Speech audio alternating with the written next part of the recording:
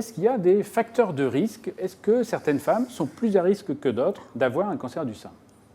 Oui, bien sûr, il y a des facteurs de risque. Alors, le cancer du sein est une maladie fréquente, donc bon, déjà être une femme est un facteur de risque, malheureusement.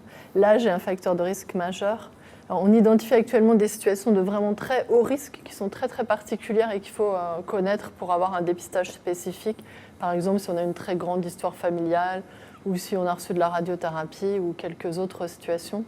Et sinon, pour les femmes de la population générale, il y a quelques facteurs de risque, comme la densité de la mammographie, comme effectivement avoir un antécédent familial, avoir déjà eu une biopsie du sein, avoir une maladie bénigne du sein, ou certains facteurs liés à l'imprégnation hormonale, par exemple. Ça veut dire que l'imprégnation hormonale, par exemple, ça veut dire si on a commencé une activité génitale précoce, ou ça veut dire quoi? Ça veut dire la puberté précoce? Expliquez-nous un petit peu ce que ça veut dire l'imprégnation. Oui, en fait, ça veut dire à la fois avoir des règles précoces, une grossesse plus tardive, une ménopause plus tardive, mais ce ne sont pas des facteurs énormes, hein, sincèrement. Il ne faut pas trop culpabiliser avec une grossesse tardive, non.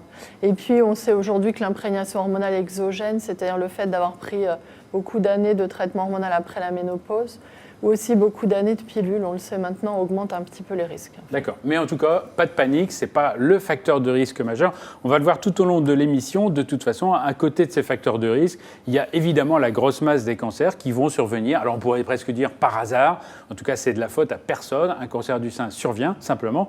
Il va falloir en faire le diagnostic assez tôt.